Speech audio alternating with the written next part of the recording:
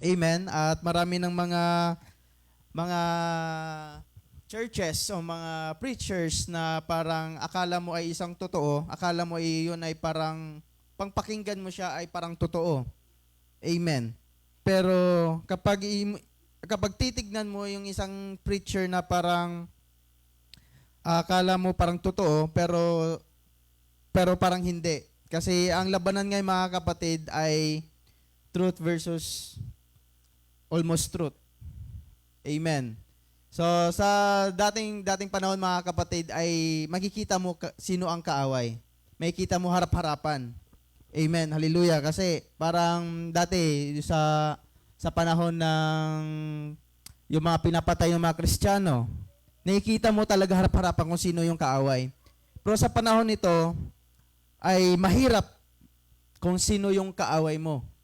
Amen. Parang merong mga preacher nga nagsasalita na nag-iisang Diyos din ang paniniwalaan din nila. At parang tingin mo para siyang truth. Amen. Hallelujah. Pero hindi pala yon mga kapatid. Kaya maging matured tayo sa salita ng Panginoon. Sabi nga dito, siguro simulan ko na mga kapatid dito sa James 2:18. Amen.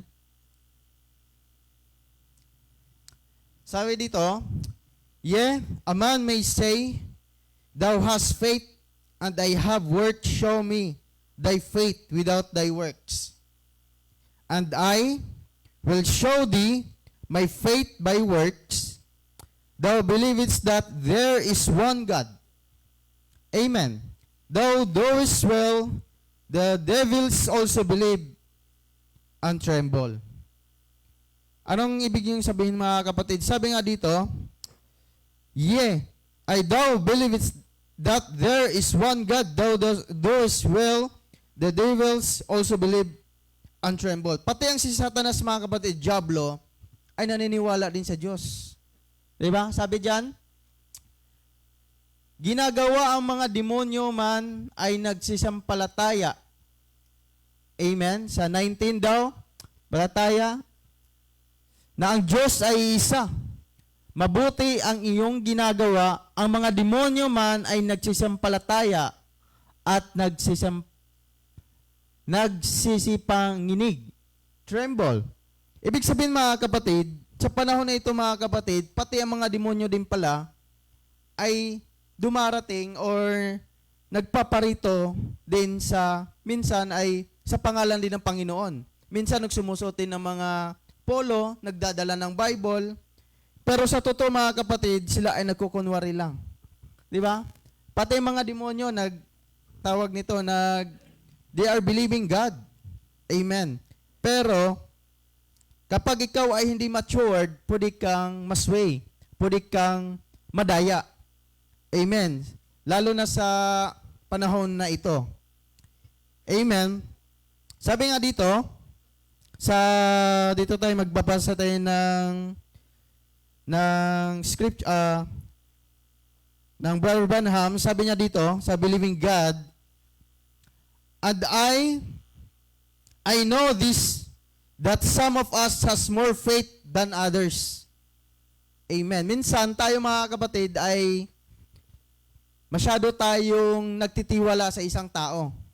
"And those who have abundance of faith are supposed to pray for those. But if you don't live the right kind of life, you better live away from it." Amen. Hallelujah. At sabi ito, the devil will laugh at your prayer. Kapag hindi tama ay ang ating buhay mga kapatid, tatawanan ng iyong panalangin, tatawanan lang ng demonyo yan mga kapatid. Dapat ay maging matured tayo. Ano pa dito? Amen. "But when you live right and do right and act right and have faith in God, Satan will tremble when you speak. Because God swore under obligation He would take care of that prayer." That's true. Amen. Kapag hindi tama ang iyong buhay mga kapatid, wala, tatatawanan lang yung ating mga prayer mga kapatid. Pero kapag tama ating buhay, when you start to speak pa lang yung mga kapatid. Wala pa yung prayer, speak pa lang. Amen. Matatakot ang demonyo sa iyo, mga kapatid. Amen. Hallelujah. Sa panahon na ito, mga kapatid, nasa capstone na tayo. Amen. At hindi ito biro, mga kapatid. Hindi tayo parang laro-laro lang. Amen. Ang panahon na yon ay patulis na ngayon, mga kapatid. Ibig sabihin, ang isang pyramid ay para siyang tawag nito, patulis siya. Amen. Pero may iba na baliktad, inverse. Kapag baliktad, paparami. Pero kapag ganito, papaliit yan. Ibig sabihin, mga kapatid, sasalain at sasalain ang mga Kristiyano sa panahong ito, mga kapatid. At hindi na talagang makikita natin ay parang paunti o papaunti kasi sinasala ng ating Panginoon. At maging matured tayo, mga kapatid, sa panahong ito. Amen. Sabi dito, kapag hindi tama ang ating buhay, mga kapatid, at parang faith natin ay parang nawawala na, pwede tayong masway at ilalayo ng Satanas ang ating faith. Amen. Ating paniniwala. Magbabasa pa ako ng isang Bible sa Bible, mga kapatid. Matthew 26, 28-29. For this is my blood of the New Testament, which is shed for many for the remission of sins. But I say unto you, I will not drink henceforth of this fruit of the vine, until that day when I drink it new with you in my Father's kingdom. Ano ibig sabihin nito, mga kapatid? Amen. Maraming nagsasabi na kailan darating yung kingdom ng ating Panginoon. Pero merong nagtatanong dyan, kailan may darating yung kingdom, bro? Amen. Tatanungin mo, hindi pa ba na-establish yung kingdom? So sabi nito ng Panginoon, for this is my blood of the New Testament, which is shed for many for the remission of sins. But I say unto you, I will not drink henceforth this fruit of the vine until that day when I drink it new. Bago, mga kapatid. With you in my Father's kingdom. Amen. Hallelujah. Ano yon? My Father's kingdom, new. With you in my Father's kingdom. Kasi mayroong mga tawag nito. Isa itong communion, mga kapatid. May mga iba na nagsasagawa pa rin ng mga symbols. Alam niyo, mga kapatid, yung mga para mga tipak ng tinapay. Tapos yung mga umiinom ng yung ubas ba yun, yung wine, di ba? Parang symbol yon para ikaw ay nakipag-isa sa Panginoon. So, maraming nagsasabi na ginagawa pa ba daw natin to. So, hindi ibig sabihin na kapag hindi na natin ginagawa yon, hindi na tayo nakapag-isa sa ating Panginoon. Pero sabi ng Panginoon, doon sa Last Supper, mga kapatid, sabi dito, I will not drink henceforth of this fruit of the vine until that day, basahin natin sa Tagalog, sapagat sinabi ko sa inyo na buhat ngayon ay hindi na ako iinom. Sabi ng Panginoon, kapag nitong inom nitong bunga ng ubas hanggat sa araw na yaon, inumin kong panibago na mga kasalo ko kayo sa kaharian. Ibig sabihin, mga kapatid, kapag na-establish na yung kaharian, last niyang mag-iinom, hindi na siya iinom, di ba, mga kapatid? Hindi na ako iinom. Amen. Mag-communion na ating Panginoon doon sa kingdom. Kapag na-establish na yung kingdom, mga kapatid, hindi na tayo iinom sa symbols na ito. Lahat ng symbols ay nawawala na, mga kapatid. Amen. So, ibig sabihin, doon tayo sa kingdom. Ibig sabihin, mga kapatid, ang kingdom ngayon ay na-establish na. Ibig sabihin, mga kapatid, tayo ay nag-communion niya sa Panginoon spiritually. Palakpakan ng Panginoon. Amen. Magbabasa pa ako, mga kapatid. Marami mga pangako ang ating mga Panginoon na minsan ay hindi naintindihan ng tao. Amen. Minsan, tinitignan na parang literal at tinitignan din ng iba ay spiritual din. So, sabi dito, the Spirit, Romans 8:16, 17, the Spirit itself beareth witness with our spirit that we are children of God. Anak ba tayo ng ating Panginoon? Anak ba tayo ng Panginoon? And if children, then heirs. Kapag anak ka ng Panginoon, ikaw ay takapag-mana. And join heirs with Christ. If so be that we suffer with Him, that we may be also glorified. Sabi dito, and if children, then heirs, heirs of God, and joint heirs with Christ. If so be that we suffer with Him, that we may be also glorified together. Tayo ay tagapagmana ng ating Panginoon. Maraming pangako ang ating Panginoon at maraming promises. Pero mga iba ay tinitignan sa future. Kapag hindi ka matured, mga kapatid, ang mga salita ay parang future at sinaharap pa yon. Pero sa ating mga kapatid, lahat ng promises ay ngayon natin dapat i-claim yan. Sabi dito, ni Brother Branham dito sa, but it wasn't so from the beginning. If Pentecostal people could only realize that they're not the scum of the earth, they are sons and daughters of God. Amen.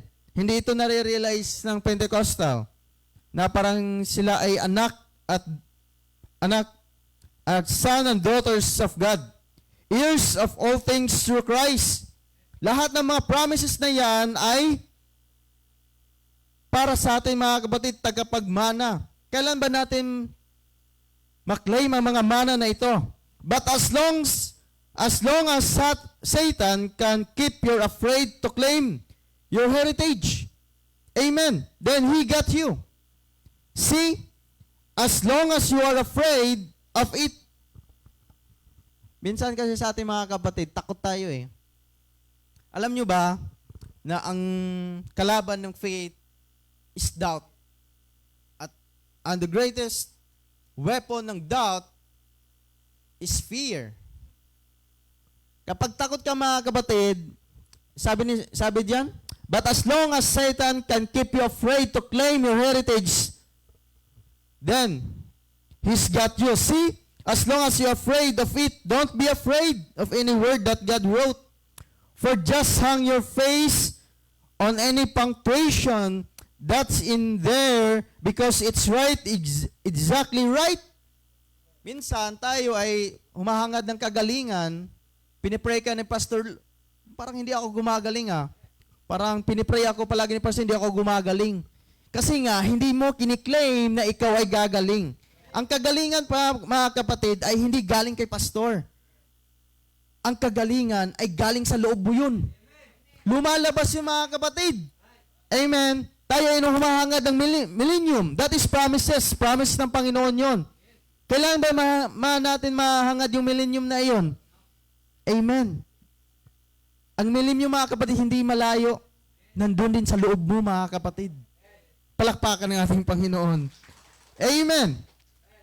Don't be afraid of any word that God wrote, for just hang your face on any punctuation that is there because it's right, it's exactly right. And then, just move on. If you can't see where you're going, as long as, and the Amorites, a staff, and they brought of the pomegranates and of the figs. The place was called, the brook is called because of the cluster of grapes. Talagang nagtutumpukan, amen, mga kapatid, ng grapes, which the children of Israel cut down from thence. And they returned from search of the land after 40 days. Amen. Now, after 40 days, and they went and came to the Moses and to Aaron and to all the congregation of the children of Israel into the wilderness of Paran to Kadesh, and brought back word into them unto all the congregation, and showed them into the fruit of the land. Amen. Totoo nga na merong research nila, mga kapatid. Basahin nga natin sa Tagalog. At sila'y nagsiyaon at nagsiparoon kay Moses ay kay Aaron at sa buong kapisanan ng anak ni Israel. Sa ilang mga paran sa Kadesh at kanilang binigyan ng sagot sila at ang buong kapisanan at kanilang ipinakita sa kanila ang bunga ng lupain. Pinakita nila mga kapatid. And they told him, Amen, at kanilang sinasaysay sa kanila at sinabi, kami ay dumating sa lupaing yaon, pinaparaon mo sa amin at tunay na binubukala ng gatas at pulot. Amen. Ano pa? At ito ang bungang yaon. Amen. Ibig sabihin mga kapatid, doon sa sinabi ng ating Panginoon na merong milk flowing with milk and honey. Pero, ito yon, sabi dito. Amen. And told him, said, we came to the land whither surely will... Dito sa 29, nevertheless, the people be strong that dwell in the land. Ayun. Amen. Meron palang mga giant, mga strong. Amen. So sabi na dito, and the cities are a world and very great, and moreover, we saw the children of Anak there. And Caleb stilled the people before Moses and said, let us go up at once at possess it. So ano yung sabi din doon mga kapatid? Let's go and possess the land. Amen. Ibig sabihin mga kapatid, hindi takot mga kapatid. Ang promised land mga kapatid, akit itong i-explain siya mga kapatid, ang promised land ay sabi natin Panginoon ay merong milk, flowing milk and honey. So meron ding nagsasabi na totoo nga. At meron ding nagsasabi nga merong mga giant. Amen. Hallelujah. At malalaki mga prutas doon mga kapatid. Talagang malalaki. So sabi dito, kasi may dalawang balita ang pinarating dito. Sabi dito, Moses and said, let us go up at once and possess it, for we are well able to overcome it. But the men that went up with him said, we be not able to go up against the people. Hindi natin kaya mga kapatid. Sabi dito, hindi natin kaya kasi may mga malalaki. Amen, mga tawag nito, yung mga nakatira doon mga kapatid, mga giant. May iba dito ay takot. Sabi dito, and they brought up a evil report, amen, of the land which they had searched into the children of Israel, saying, the land through which we have gone to search it is a land that eateth up the inhabitants thereof. And all the people that we saw in the are men of great stature. Sabi dito, talaga malaki. Merong mga evil report at meron ding good report. Amen. Hallelujah. So, itong promised land, ito yung sinabi ng ating Panginoon. So, dito sa kay Brother Branham, amen. Hallelujah. Kasi, kapag sinagsabi ng ating Panginoon, mayroon siyang, tawag nito, meron siyang, minsan hindi ma-interpret ng isang tao. Hindi maintindihan. Merong flowing with milk and honey. So ano ba yung net sa promised land? Meron ba talagang flowing with milk and honey? Meron ba talaga doon mga kapatid? Kasi sabi dito, kasi may maraming nagsasabi na kasi ang salita ng Panginoon kasi parang akala mo ay literal, may akala mo parang meron talagang milk and honey doon. Pero pagpunta nila doon sa isang land, ay wala pala. Ano ibig sabihin nun mga kapatid? Nagsisinungaling ba yung Panginoon natin? Nagsabi siya kay Moses nga, meron talagang, doon? Flowing with milk and honey. Pero pagpunta nila doon, ay wala. Walang milk, walang honey. Anong ginawa doon? Anong ginawa nila doon? Nagbungkal. Ano ibig sabihin nito mga kapatid? Nagsisinungaling ba yung ating Panginoon? Sa panahon natin mga kapatid, maraming nagsasabi ang raptured ay lilipad daw. Akala ng mga taong isip ay lilipad. Pero iba ang interpretasyon ng ating Panginoon. Akala ng tao ay meron talagang milk with flowing milk and honey. Pero pagdating nila doon ay anong ginawa nila? Nagtrabaho. Iba ang kaisipan ng Panginoon sa kaisipan ng tao. Ibig sabihin mga kapatid, amen, hallelujah, ang mga promises na yan mga kapatid ay hindi natin titignan isang literal. Sa panahon natin mga kapatid, anong gustong iparating ng ating Panginoon? Magtrabaho. Sa panahon na ito mga kapatid, hindi tayo parang lilipad tayo sa rapture, lilipad tayo, mag-born again tayo, lilipad tayo. Kasi ang rapture mga kapatid, i-search mo sa isang Bible, wala ka makikitang word na rapture. Pero ang rapture, sa rapture, merong word doon na caught up. Ano ba yung caught up? Ang caught up ay ikaw ay kinop up from darkness to light, from death to life. Yun ang caught up or ibig sabihin nilang rapture. Ano yung ibig sabihin mga kapatid? Kapag ikaw ay nagkaroon ng new birth, new creation, hindi ka parang mag-ano ka na lang ng milk and honey doon. Anong sabi ng Panginoon? Magtrabaho. Sa panahon natin mga kapatid, hindi tayo mag-upo-upo ngayon. Anong sabi ng Panginoon? Dapat ay mag-duty ka. Palakpakan ng ating Panginoon.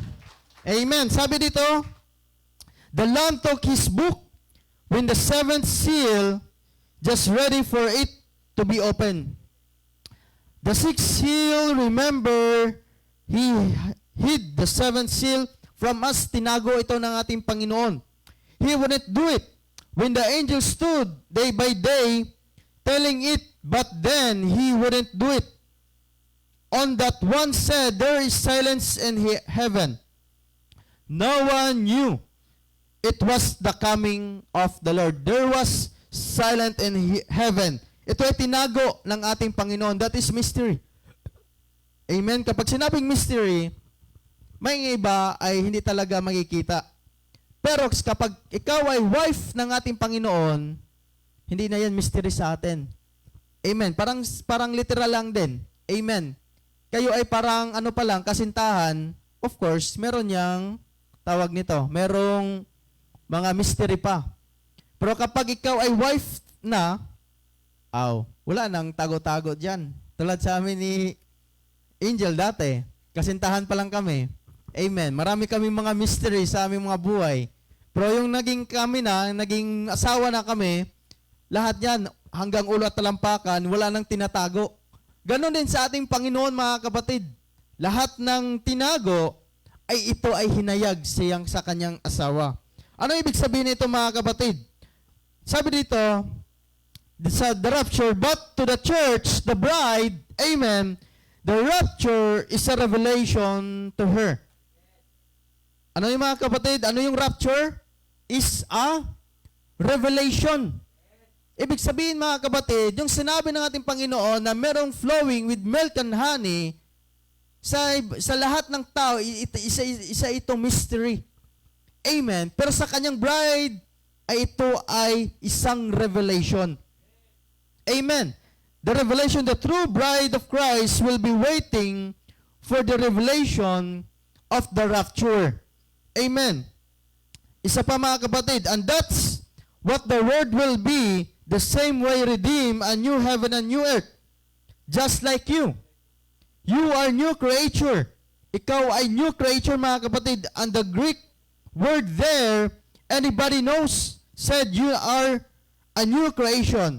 Amen. A new creation in the same old temple. Hallelujah. Watch what happens here now.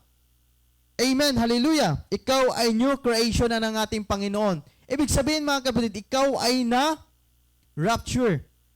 Kapag ikaw ay nagkaroon ng new birth, amen. Ang new birth, ibig sabihin ng new birth mga kapatid, isang revelation.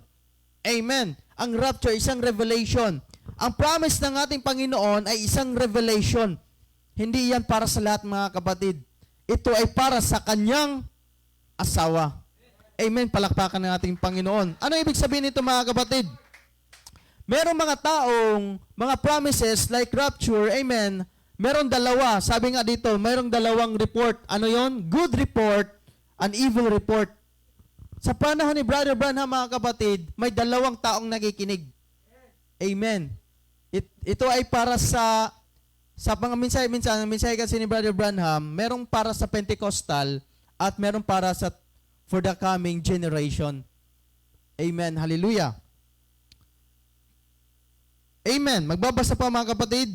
You're going to find out one of this day that when you go to heaven, you don't fly off somewhere. Amen. You're still right here to just in another dimension faster than this. Ano yung mga kapatid? You're going to find out with this day that when you go to heaven, you don't fly off somewhere. Hindi tayo lilipad mga kapatid. Hindi tayo kapag kaya tayo in rapture, hindi tayo lilipad. Amen. Yung promises ng ating Panginoon, hindi literal. You cannot observe the kingdom of God. It is spiritual mga kapatid. Yung flowing with milk and honey, hindi tayo parang magtatabo na lang. Pagpunta natin sa land, sa promised land mga kapatid, actually ang promised land mga kapatid, itong katawan natin eh. Ito yung promised land natin. Anong ginagawa ng katawan natin sa kingdom ng ating Panginoon? Hindi tayo maghayahay lang mga kapatid, hindi tayo tatabo lang. Anong gagawin natin? Magtrabaho. Amen. Pero may mga iba na takot sa giant doon sa promised land. Hala, ang laki-laki nun. Amen. May mga doon, mga malalaking mga giant. Hindi natin kaya yun. Yung mga evil report. But sabi doon, let's go and possess the land. Amen. Hindi tayo takot mga kapatid. Anong sabi doon ni Brother Branham? Kapag takot ka mga kapatid, yung blessings o yung promise ng ating Panginoon ay ilalayo ka ni Satanas doon. Kapag takot ka mga kapatid. Amen. Kapag ikaw ay parang hindi takot, amen, hindi ka let us possess the land. Amen. Lahat ng promises na yon ay masayo mga kapatid. Amen. Palakpakan ng ating Panginoon. So you're going to find out of this day that when you go to heaven, you don't fly off somewhere else. You're still right there, here to just in another dimension faster than this. Amen. Hallelujah. So I think last na yung mga kapatid, ang isa lang ang aking tinutumbok ang ating mensahe dito mga kapatid ay hindi tayo dapat matakot sa ating Panginoon. Ang promises ng ating Panginoon ay hindi malayo sa atin. Nandito din sa ating mga kapatid. Kagalingan, nandyan din sa'yo. Amen. Millennium, hindi din malayo. Hindi ka pa hintay ng ilang years. Amen. Hallelujah. Na para makamit ang ating millennium. Ang millennium natin mga kapatid ay nandyan din sa atin mga kapatid. Amen. At siguro yun lang muna ang i-share mga kapatid. I hope na marami tayong natutunan sa oras na ito. Amen. Hallelujah. At palakpakan natin Panginoon at binabalik na natin sa ating pastor. Amen.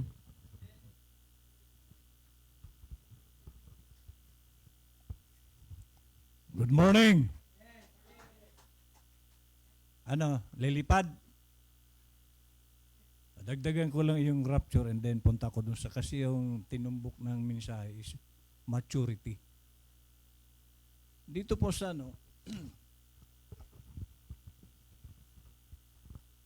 sa Invisible Union of the Bride, 1965 po ito. Pakinggan niyo po ito. When the spiritual bride, when she begins to have a revival. Okay, so, ito yung mga taong, di ba dati tayo ay amnesia. So may tinutukoy si Brother Branham, pag ito ay nagpasimulang magkaroon ng revival, so ibig sabihin, nakarinig ito ng mensahe. When she begins to come back, ayun. So, tayo ay, ang ating ninuno, di ba, bumagsak. Nadamay tayo. Lahat tayo nadamay. Pero sabi rito, when she begins to come back, ayun. So, ibig sabihin, natauhan na ito. Nung ito ay natatauhan na, when she begins to come back and line herself up with the Word of God, what's then? Again. Pag ito naka-align sa Word, magbantayan na kayo. How that the Scriptures at that time, there will be a message sweep out to catch that bride. So, ang nagra-rapture po yung mensahe. Ito yung catching away. Pag narinig mo ang mensahe, bigla kang napupunta sa another dimension ba? Sabi kanina. Amen? So, there will be a message sweep out to catch. Ano yung catch? Ayun yung rapture. Hindi mo kailangan lumipad kasi yung mensahe ang mag-rapture sa'yo. Ha? There will be a message sweep out to catch that bride. Catch that woman. Elect. Elect ka ba? Oh, yun na, catch up ka na. So, gusto kong dagdagan po yung maturity. Buksan po natin ang ating mga Biblia. Dito po sa Hebrews.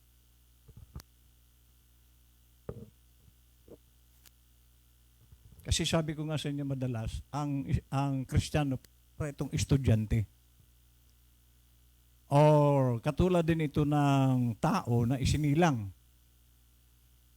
Palagay niyo po ba sa loob ng 30 taon mula isilang, ano na ang itsura dapat ng tao na 30 years old?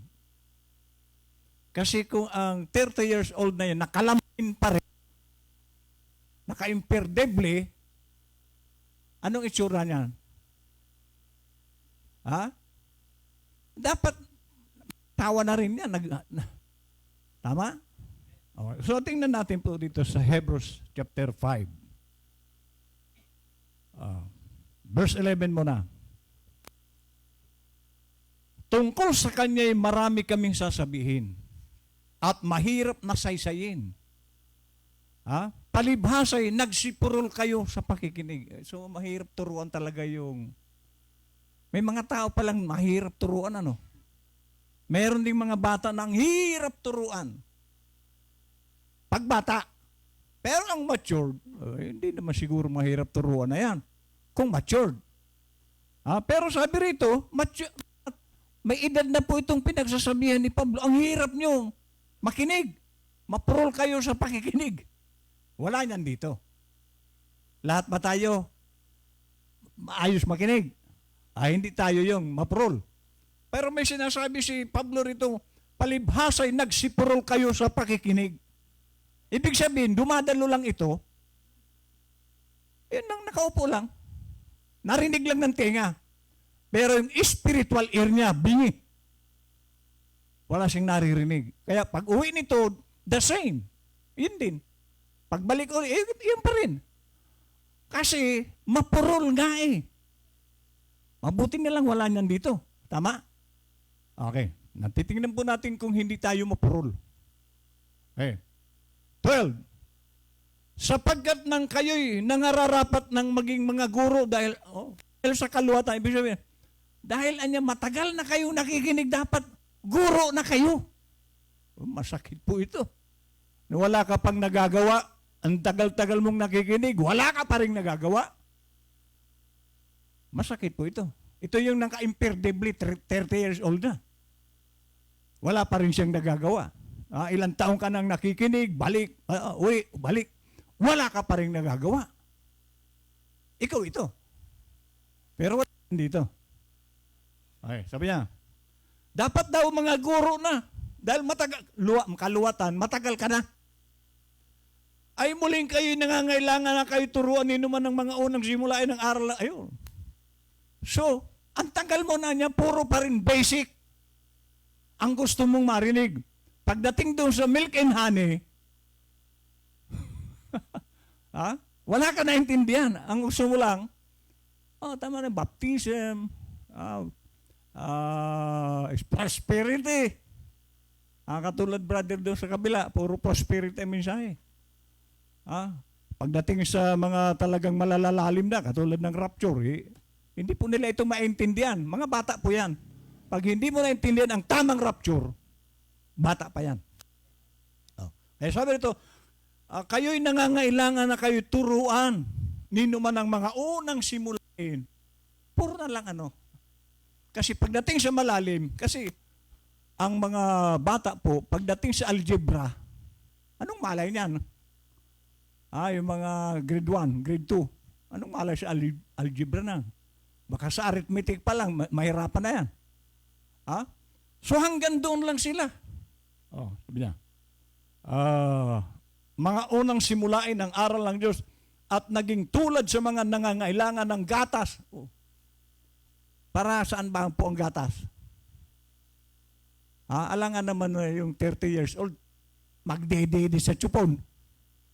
Bagay ba? 30 years old, nakatsupon? Bagay? So, hanggang ngayon, nagdedede pa kayo. Sabi ni Pablo. At hindi ng pagkain matigas. Ang sanggol po, hindi mo yan pwedeng subuan ng lechon na baka.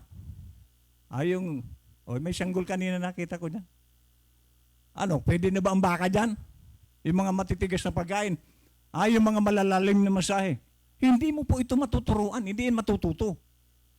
Kasi, bata. 13.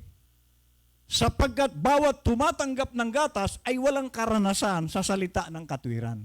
So kung gatas pa ang pagkain niya, ang gustong-gustong pakinggan yan yung mga gatas, ano sabi ni Pablo? Wala iyang karanasan sa salita ng katwiran. Ano yung salita ng katwiran? Ito yung mensahe ng katotohanan. Sapagkat siya ay isang sanggol. Walang matututunan yan. So kaya nga, kahit na po 30 years old ka, pero sa kalagayan mo, sanggol ka pa rin, wala ka pong maiintindihan dito. Kaya nahihirapan ka mag-share. Kasi wala kang naintindihan to sa narinig mo eh. Pero kung matured ka, lahat yan na-absorb mo. Kahit hindi ka magdala ng quotes, nandyan yan sa isip mo eh. Maisishare mo yan sa kapwa. Sapagkat siya sanggol. Kaya, sabi niya, ngunit ang pagkaing matigas. Ano yung matigas? Ito yung mga revelation. Ngayon, ay sa mga may gulang, sa matured. Ang revelation, para lang ito sa matured. Sa makatuwid, ay doon sa pamamagitan ng pamimihasa, ay nangasanay ang kanilang mga pakiramdam upang makilala ang mabuti at mangsama. Nandiyan na po ang matured pala, malakas na po ang discernment niyan. Alam niya ang tama. Alam niya yung tamang mensahe at mali. So kaya hindi tayo madadaya. Ngayon, punta ka sa isang church. Ang mensahe, puro future. Tatagal ka ba sa church na yun? Hindi nila ang mensahe ng ngayon? Nangyayari ngayon yung sinasabi niya, parating pa lang sila. Pagka ginamit mo ang salitang future, kumbaga sa karera, ang layo mo sa finish line. Pero pag ginamit mo yung now, hando ka na sa finish line, no? Amen, sa 6.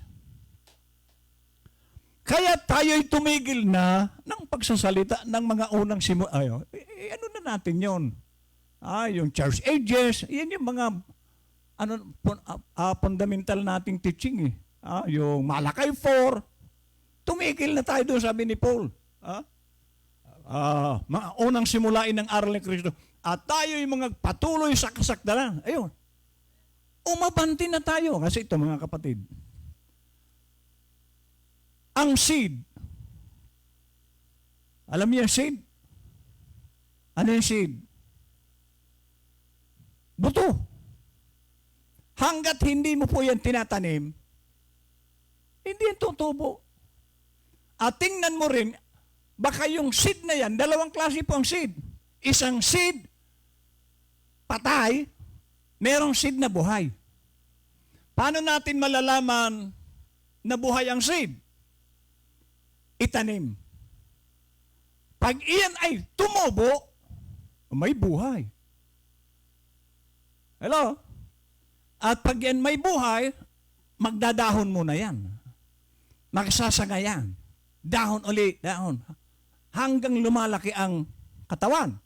Hanggang sanga ng sanga, hanggang sa nung malaking-malaki na, isang mangga, nakuha mo. Kung buhay ang seed, nagmamature po, palaki ng palaki. Pero kung patay ang seed, hindi po yan tutubo. Kaya walang mangyayari sa seed na yan, hindi po yan lalaki kasi patay. Check. Buhay ba tayong seed? Kung tayo'y buhay, nagbubunga po yan. Pero kung patay, hindi po yan magbubunga. Hindi po yan tutubo. Kung buhay yan, tutubo po yan. At makikitaan mo yan ng maraming bunga. O, anong bunga? Bungang araw? O tunay na bunga? Sana puro tunay na bunga. Kasi kung wala kang bunga, ibig sabihin, patay kang seed. Hindi ka lumalaki. Walang nangyayari. Bangkay po yan tawag dyan. Isang binhi, patay. Pero kung iyan ay nagpasimula yan, nagdahon ng isa, nagsasanga, sanga. Then, pagdating ng takdang panahon ng pagbubunga, nagbubunga, totoong seed yun. Pero kung yun, walang nangyari, drawing na seed. Walang buhay. So tayo, mag-check tayo. Ako ba ang seed na lumalago, nagbubunga? Wala pong ibang makakaalam niyan, ikaw. Amen? Alam mo yun, kung nagbubunga ka pa. Or steady ka ng ganyan, walang nangyayari. Ang tawag po dyan, patay na binhi. Dahil kung buhay na binhi, marami na pong nagawa yan. Sabi ni Paul, sa kaluwatan na ninyo. Dapat mga guro, dapat na ang nagsishare. Yung napag-aralan mo, dapat na ibabahagi mo na ito sa iyong kapwa. Guro ka na. Hindi naman kailangan kumuha ka rin dito ng mic, magturo ka. Yung na-share mo sa iba, yung nalaman mo, guro ka na yan. Share ka na eh. Pero kung wala ka namang ginagawa, nasaan doon ang pag-unlad? Walang nangyari. Sa matagal mong pagdalo, walang nangyari. Kaya check, tayo ba'y mga binhi na buhay o baka patay na? Sana wala pong patay dito. At yan, makikita mo yan sa performance mo. Amen? Okay? God bless. Kape muna tayo.